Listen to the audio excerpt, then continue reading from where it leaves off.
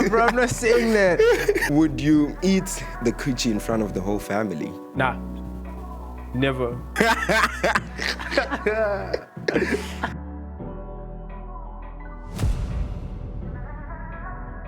Cool. Welcome to Friday Facts! Yeah, man. Hey, what's going on, everybody? It is Inkosane.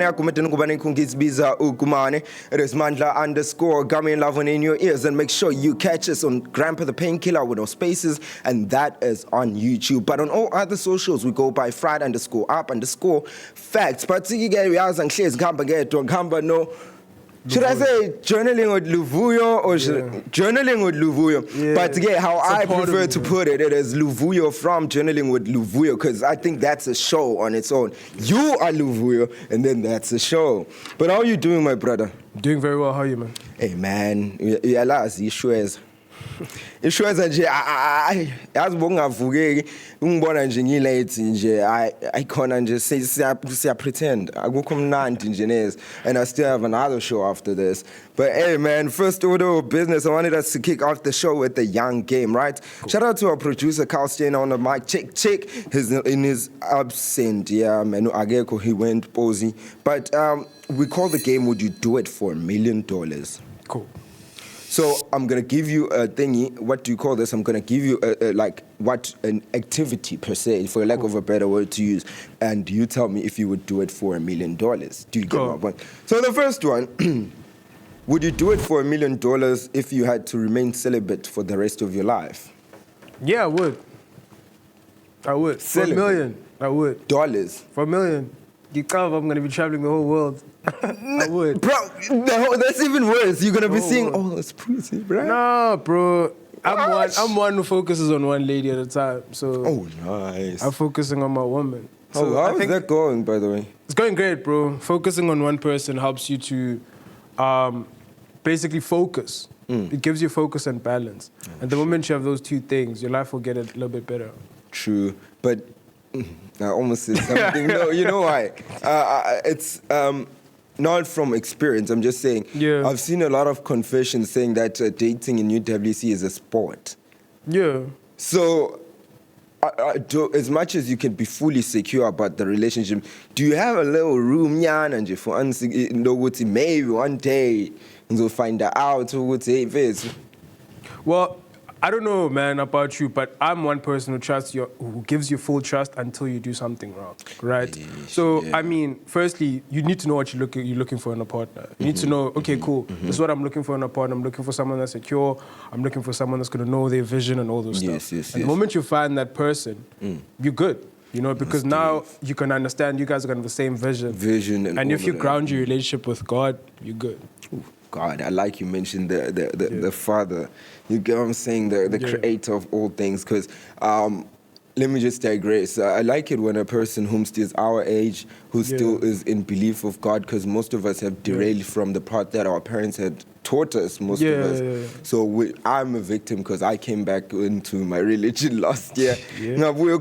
But it's good that you're letting God govern relationships, because that's how, you can't be in a relationship with a person and expect it to work with this. God is not within that relationship. Trust me, I've been there. But I'm very in awe of you being in a relationship and being comfortable so much. Man, I'm an only child, so I trust nobody. You know, when you're an only child, you always have your guards up. So it's like, I don't trust nobody. But here's the second one. Would you eat the coochie in front of the whole family?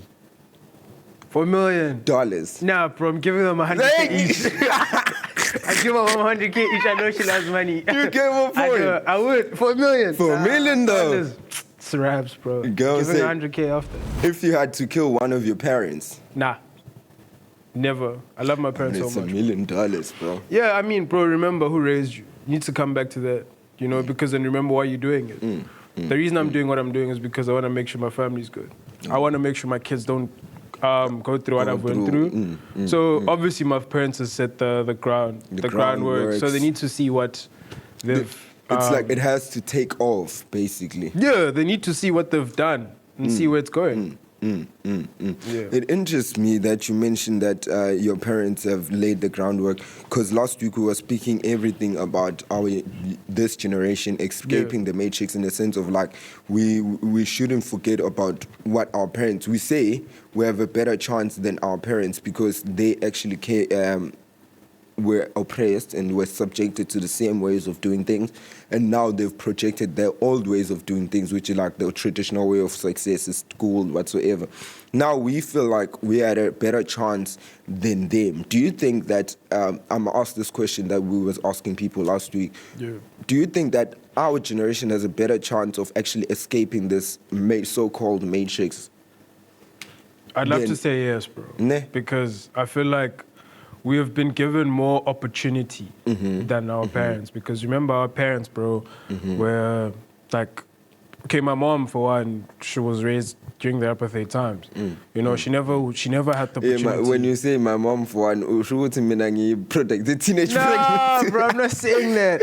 But I'm saying, like, my mom, I don't know about yours, but I'm saying about mine. My mom tells me all the time that this is how I was raised. I never had this opportunity. My aunt also tells me all the time, but I have the opportunity to like see people of different races, you tribes. know, have friends that are different race than me and be able to explore life with them. They never had that opportunity. Never. And the people that you meet also help you to become better. They never got those perspectives. True. So for me, it's like I feel like we have a better opportunity on succeeding because we have more access to people. The more people you know, the people that you know are your net worth, technically. So, true. That's true. Aish, the people you know are your network. Your network is your net worth. Because, like, especially this other guy also mentioned that because he's in Cape Town, it has made him be in a safer space, in a sense of like now he's explored different people because Cape Town and Jozi, it's all about hustle. Not really. So I'm just saying in a sense of like people here are always with the vision and motive. As much as there are people who are lazing around, but it's not like KZN where life is slow in KZN. I've never been there. That's what I'm saying. Like in small towns. I need to have a vacation there once in a while. I mean, where are you from, G? From East London. East London. Yeah. Like, Epai. Nah. Oh, Epai, it's PE, yes. But it's the Eastern Cape. But when you go further, it's East London, and I stayed in Tanzania. See, there's a small town called Tanzania. Dang. Yeah, man. I also wanted us to speak about something, right? Cool. On the fried up fact, before we actually run out of our airtime, because forward. In Kinga. Have you ever stayed in a relationship, in a bad friendship, just to not feel alone? Yeah, I have. You have? Yeah, it was like, it was, I think it was grade 10 around those times, because I felt like peer pressure, you know, because I was just like, okay, cool, if I don't become the cool kid or don't chill with these kind of people, I won't really be the cool guy in school. But also you learn through those experiences, you know, and you become better through those experiences. So I have stayed in a friendship. I was in uni, bro, like, yeah. So when you learn trouble, mom. Yeah, at some point I used to chill with people that drink. You don't drink? Yeah.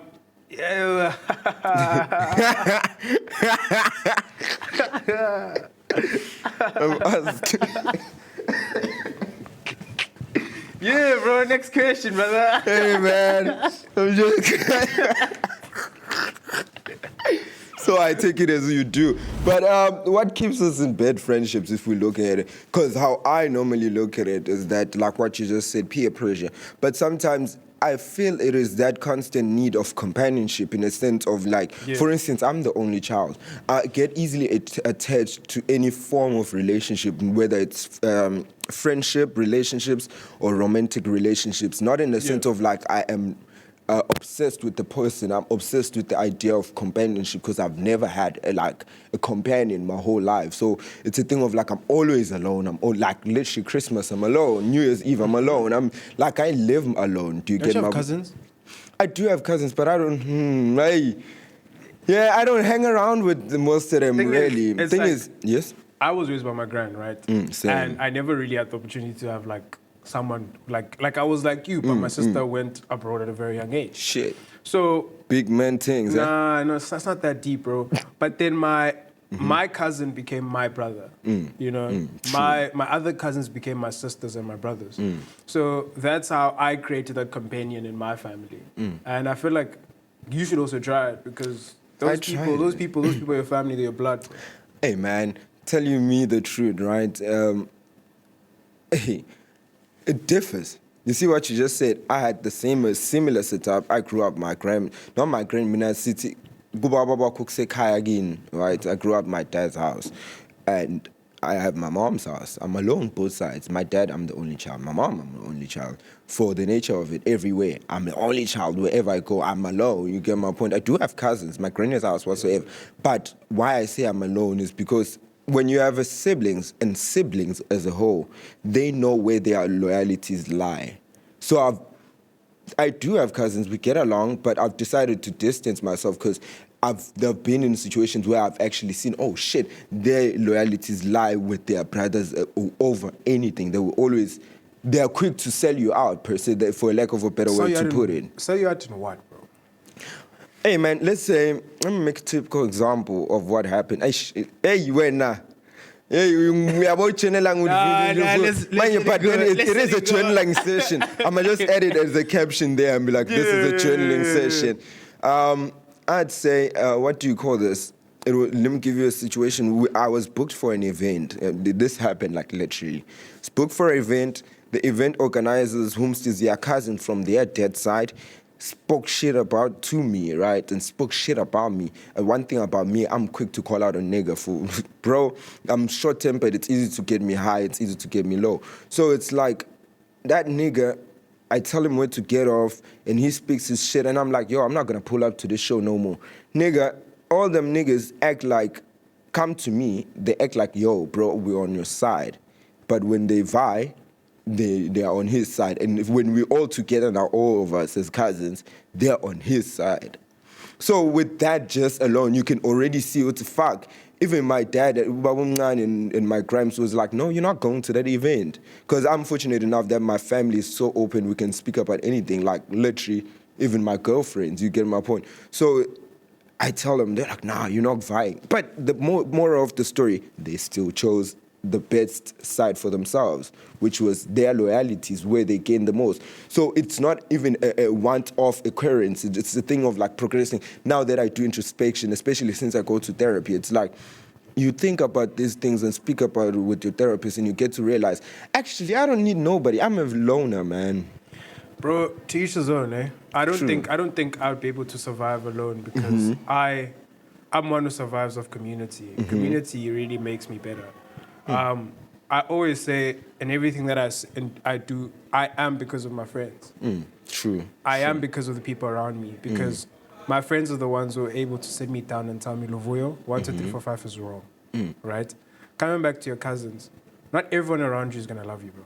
True. It's a fact. Right? I'm not money. Yeah, you're not money. Not everyone's going to love you. So if you feel like you don't get that kind of love in your family, I'm sure someone else out there is willing to give you that kind of love. And I've got that love for my friends. And I always tell people that, listen, if someone is willing to tell you something that's better and is able to stay after that and be with you, that person is for you for life. True. Because my friends, I can tell you now, I have 3 friends that I could call right now, and I tell them that, listen, this is the worst thing that I've ever done. And they will be like, listen, dude, we here, calm down. Let me Chill. to all of them. I can tell you now, I could tell them, be like, yo, I did 1, 2, 3, 4, 5. Like even you say, yo, I killed a person. No, I don't kill, brother. But I mean, I could be like, yo. A situation may come. I got in an argument with my girlfriend, I left. Yes. Right? Oh. And they'll be like, dude, you were not supposed to do that. You're supposed to take care of her. You're supposed to keep her calm. You're supposed to be on her side because that's your partner. And if someone is willing to tell you that kind of information, that's your brother. That's someone you should love. So I think in your instance, you should just take some time off and see who loves you. See who's in your circle. Then those people are your family. And man, thing is, like I said, being an only child, your guard is always up. I haven't given up on people. Don't get me wrong, I do have good friends. But it's just the thing of like, with my friends, like you said, I always say I can't consider a person a friend if we've never sat down and if you're a cheerleader. Like, for instance, my boy, right? He always tells me where to get off. Like, I had this situation with with this person that I was with. He told me that, no, bro, you know, I was acting like I didn't fucks with something. He's like, no, don't lie. You like it. Like, you get my point. The person who's, you get my point. So don't say you're alone, or you have someone who can sit you down and tell you, yo, you did this 1, 2, 3 wrong. I didn't did 1, look 2, 3 right. Yeah. I didn't Remember this also. Don't be with people that are always telling you when you do wrong, but also tell you when you're right. Because that's what friendship is. Friendship is all about telling you when you're wrong and telling you when you're right and being by your side. That's how I define my friends. And that's how I define all the friendships I have in my life. It's almost like you open up a different eye for me, because I never looked at it from that perspective. Speaking of it, right, are friendship breakup grief worse than romantic relationship breakup? Friendships are way more worse. Because friends, as I said, I value my friends. My friends are more like my core support. They're the ones that tell me, yo, you did 1, 2, 3 right, you did 1, 2, 3 wrong. And I run my ideas through them. So for me, now I've not only lost a friend, but I've lost a brother or a sister. So for me, it's more hurtful to lose a friend. But also, this is my first relationship also. It's my first ever long relationship. How long actually? Nah, don't worry about it, bro. I mean, is it a year? I mean, I've known her for like a year, and we've been speaking for like close to 3 to 4 months. So I mean, it's the longest that I've. Yeah, the longest. That means you ain't changed, man, eh? Not really, bro, but I now know my values. Eish. And they've been saying about that men have their values. Speaking about it, Rapsy TV posted that in 2025, men are more men are choosing peace over beauty when it comes to relationships. Emotional stability, kindness, and genuine connection are now seen as more valuable than physical appearance. Modern men are prioritizing partners who bring calm, trust, and emotional safety into their lives rather than drama or superficial attraction. Dating trends and apps reports show a clear shift. Men want meaningful relationships where they feel understood and supported. This new mindset reflects a deeper understanding of love, where peace of mind matters more than looks. Do I agree with it? Yeah. True, no? I mean, bro, I always tell my friend, this is like me speaking about my friends, but my friends always tell me, bro, it's all about what you want, right? I could say I choose beauty over brains.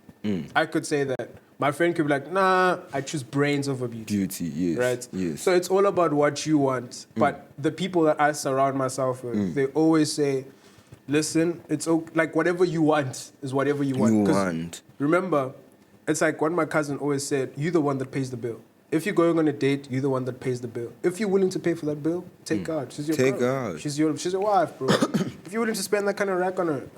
It brings me to a point. Actually, I have a poll that I did on these groups. I have what people are saying on the streets. This is from a reflection of Unibel 3 residents, that is, guys. Because I posted a poll on the Unibel group and people engaged. But before I go to that, it brings me to a point of like the ideology, not ideology, how guys always clown on a nigga if you are taking your hand out. And now after the date, you have this perception of like, I feel entitled to her wanting to sleep with me, or I feel entitled to her being with me now romantically, even if she didn't do it with the intention of actually going that far with me. But just because I took you out, bro, I spent money on you. How is your stance on like just that, like how men perceive that, like just because I took you out, you should be mine? You get my point. I want you. You get what I'm saying? That's how even I'd like to think. That's how even rape comes about. That's how even now abuse comes about, because now the girl will get into the relationship feeling pressured into being with that person because they've done something to them, right? They've done something, Danko. They've done something to subject them to being with them, and now in the progression of the relationship, the girls are going to be used as objects. Do you get my point? Are you for or against taking your partner out? I'm for taking my partner out because my girl likes going out. My girl loves going. She doesn't like being in a closed space. She loves going out for lunch. She loves going out for dinner. She loves being out. So I am for taking her out because I love seeing her happy. So if I see her happy, I mean, I'm happy. Hey man, guys, nami ngicela umjolo. Yazi imani ngikhuluma nje ngivele ngizwe ngithi uNkulunkulu wangifaka ogibeni. The time is coming, bro. Just keep on praying and keep on being yourself, and your partner will see you. Hey man, who knows? Maybe your partner's your friend. Hey, could be a great point taken. But this is what people in the streets, not in the streets, at Unibar are saying. I asked them, do you date for money, looks, personality, and love?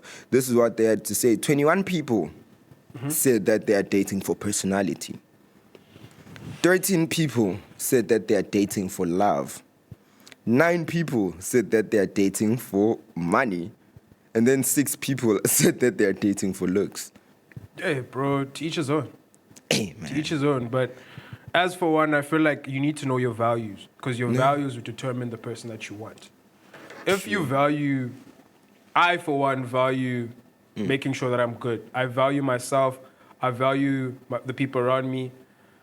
And the person that I will get will, like, help me upgrade these values to be better. Yes. You know? Because I say I want to be better. My partner will make sure that I am better. But if I may ask, right? Have you ever been subjected to, which is something I'm working on. I started working on it last year. Okay, I'm big on therapy. Sorry. Cool. I'm big on therapy. This is how many months now? I'm on 9 months in this journey.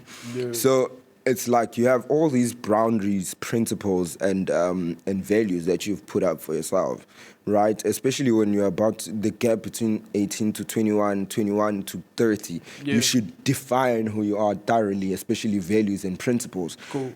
Have you ever been put in a situation whereby you have to bend those principles just because you love a person, whether it's a friend or a family situation or a romantic situation, and are the repercussions good or bad in your perspective? Because in my perspective, it never works out because it resets my progress mentally. Yeah. Okay, cool. How I see what you're saying now, okay, when I enter a relationship or a talking stage, I have negotiables, I have non-negotiables. For instance, non-negotiables is someone that's going to go against my religion because that's non-negotiable. Non-negotiable, right? yes. Negotiable is like someone who enjoys going out to clubs. I mean, that's negotiable. You can speak to him and be like, listen, babe, 1, 2, 3, 4, 5, I don't like it. The reason I don't like it is because I don't like someone who's going to, like, I don't know. Me, I don't mind. My partner can do whatever, but I'm just trying to make a hypothetical example. I don't like it when you go out because you're going to see other guys, and you know how ladies are treated in clubs. I wouldn't like my partner to be subjected to such. Right? So you have negotiables and non-negotiables. So the moment you enter a relationship, you need to have those two things and understand, okay, cool, you know? And if the non-negotiables are like, hey, now she's negotiating the non-negotiables, now you're going to have to be like, okay, cool, I have to let you go. Because remember, there's always someone out there for you. Yeah. If you're going to lose a girl today, someone else is going to be there tomorrow. Trust me. So always prioritize yourself and prioritize your values because that's what determines who you are. And you don't want to lose yourself just because you're trying to please someone else. And that's why you end up not being happy, and you end up wanting to resent the person. Yeah, because now you're trying to please someone else with trying to move your non-negotiables. And the moment you lose that, hey bro, you're gonna lose a lot of things. It's very intricate that you relationships as a whole are very complex. Because now that you mentioned that, I never looked at it. Hey nigga, how old are you, Gant? Hey bro, I'm old, bro. Okay, give me a gap, 21 to 25, in between that gap. Yeah. I'm 21, bro. Dang, you just turned this year. Nah, 22 this year, later. What? Okay, I'm joking, I'm 21, bro. Yeah, I'm like, this nigga, but how are you this smart? But I never looked at it from that perspective. You made me think, because I'm just having a reflection of, like, the person that I am when I'm in a relationship. Unfortunately, I've never been in a... In a relationship? You have? I have. You have? I have. You can't lie about that. Twice. No, I wanted us to speak about the Ama2k challenge. What's going on with that, bro? What do you call this? It's these challenges where a person is like, I'm not the host. I'm the host. I'm not the baby. So this edition kicked me off my chair. Yeah, because it was like, why is it like the disease? How far are we gonna stretch it now? Yo, man, it's coming up, and the thing is, what interests me is that what do you call this?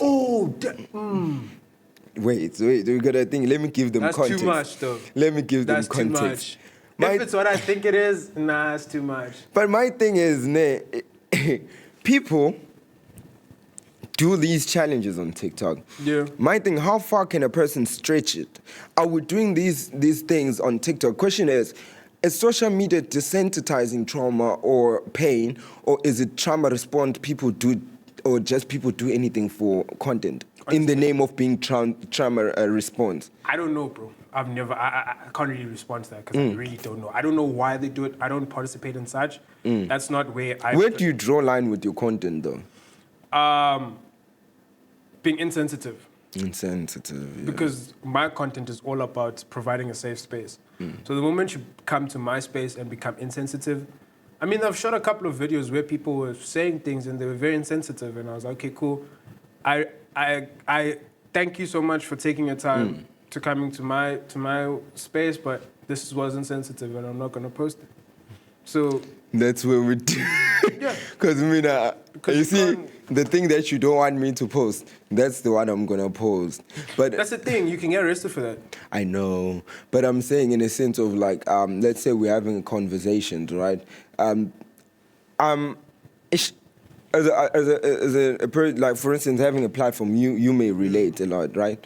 Having a platform like, oh, sorry. Yeah, don't worry. Okay, don't worry. I'm like having a platform like this, you end up being not hated, you become uyatelelega, for lack of a better word. Because umuntu uyabuka, okay, fine, we're shooting, like for instance, producers here, the technical producers here, I'm here, the hosts are here. Now you drop us 2 minutes before you come into the show. Do you get my point? Bro, it's all about, it depends, man, like on the person again. Yeah, now, which brings me to a point. Me, I've ended up resorting to prioritizing content over anything. Well, okay, bro, you could do that, that's you. But me, I prefer focusing on... If you don't get tempted, I saw you did a segment, I'll call it a segment, with Kamo, Tato Rampedi's ex-girlfriend. Hey, bro, let's say Laka Kamo. Kamo Laka. I mean, she started on the YouTube in acting like they are friends. Bro. Okay, let me not go there. Yeah. I don't do pop culture news anymore because if I do pop culture news, I would be done long time ago. Yeah. But I saw you were speaking. She was speaking about how she's the space that she's at when it comes with relationships and standing. Yeah. And I'm listening to her. What if she said something like "fuck this nigga"? Would you have taken that part out? What's the difference, though? Remember, when you create content, you're creating content for both our comfortability. And the moment the other party is not comfortable, you're providing her a very bad image. That's not what I am for. I'm for a good image. I'm for people having not having bad views on or something, you know, because Kamo came to my space and she wanted to vent. No. She didn't want to come to vent. I invited her. It was like, yo, I know you, you know me. Come on, pull through. And I was like, let's speak about these. Subject matters. These subjects. And we spoke about them, and it was there. That's where we drew the line. You know, so I'm not for bad publicity, bro. That's other people's stuff. But I want to produce a safe space for everyone. Yeah, man. And that doesn't align with me. Speaking of it, I want us to look at the clip, right? Because why I'm even bringing about that is that it just triggered me because I once was those people who would do anything for content. Let's go. In a few. Because I used to do anything for content in the sense of I could take a video of me, like for instance, in first year, we was playing these games and I fell and I actually got recorded. And after that, I took that recording and I went on social media and created a joke out of it because I don't like it when people make jokes out of me. I make joke out of me to take that power from me. I like taking power from people. I don't like people giving me power. But yeah, we're about to watch the clip. On that, bro, it's all, as I said, before we even started, I told you, what is your brand? And if you don't understand your brand, you will never go any further. Hey, you man. said if that's... I need to define it, hey? I don't know anything about if that's how you want to go through with your own brand, that's how you do it. Hey, but man. That's a very... Hey, difficult. It's a tough... Hey, man. Yeah, man. We're about to watch the clip. I'm not the deceased, I'm the deceased daughter. I'm not the deceased, I'm the deceased daughter. What? I'm not the deceased, I'm the deceased nasty daughter. Nasty. I'm not the deceased, but I'm the deceased sister. I'm not the deceased, but I'm the deceased daughter-in-law. I'm not the deceased, but I'm the deceased sister. I am the deceased. My thing is, why are they whispering gay? I don't know, bro. Why are they whispering? I don't know, bro. Like, I really don't know. But who am I to judge? Because I once posted my dad's tombstone also. On saying what? Saying what? On my WhatsApp story, though. Saying what? It was in commemoration of him. Like, I was cleaning his grave that day, and I was like... Yeah, well, I've one who's also posted my grandmother's grave. Because, I mean, it's rememberable. But not like that. Yeah, bro. But who are we to judge at the end of the day? Hey, man, speaking of it, I wanted us to wrap it up on a very good note, personally, because, hey, man, we've been speaking about a lot of serious things, hey, man. Yeah. This is the most serious show we've had in a while. Like, Is it is. There's this other clip I saw on Instagram of these two kids. They're making their parents... They're doing a prank call. Like, I'm calling my... Our parents broke up, right? But they still talk. I call using call my dad, and you call mom using your phone, and then we put our phones next to each other. They are speaking to each other over the phone. So they keep on ranting and ranting and ranting and ranting. We're gonna watch the video now. But which brought me to think of like, when parents break up, are kids warranted to have a say or meddle in their affairs? Are they supposed to, or what's your question? As in, like, are they warranted to is it like, do they have the warrant to do so? Because they are, it's their mom, their dad at the end of the day to have a say or meddle in their affairs. Hey, bro, I don't really know because I've never really been in a seat like that. But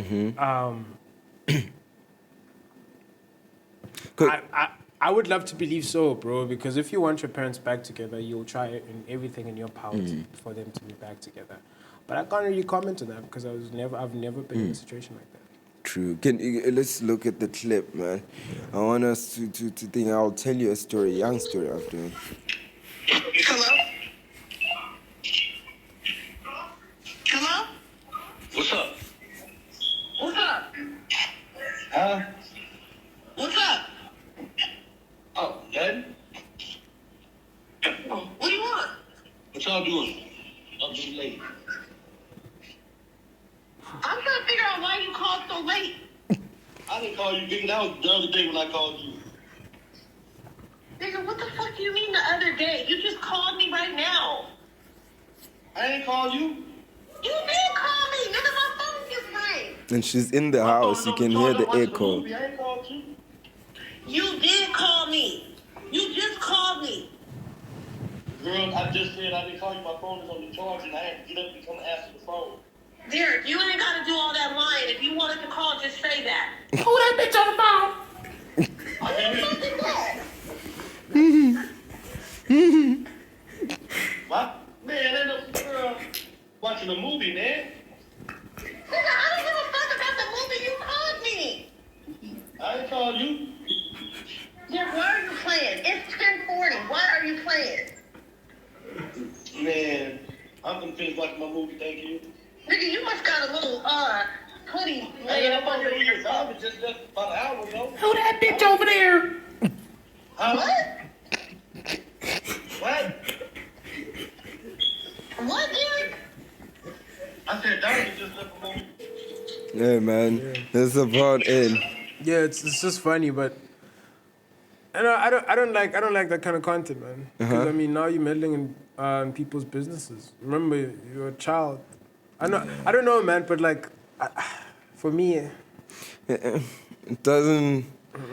don't do it. Don't do it, fam. do But it. then I wanted to say a story. I know people who've done something similar like that, but they actually pitted their parents against each other.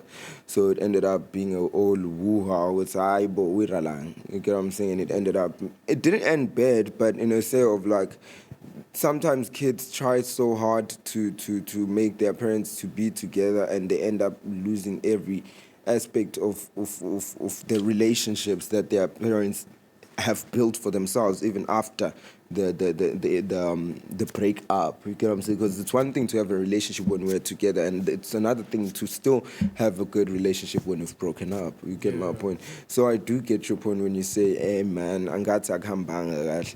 And on that note, I want us to wrap up our show. And of course, it is fried_up_fact on all socials, but on YouTube it is Grandpa the Painkiller with no spaces. You can catch my brother on Journaling with Vuyo, and Okay, listen, it's journaling _. It is journaling _Vuyo. Okay, that's solid. Thank you for inviting me, man. Shout out, fam. Shout out for actually accepting my invite. Rest in peace to all of y'all that always cancel.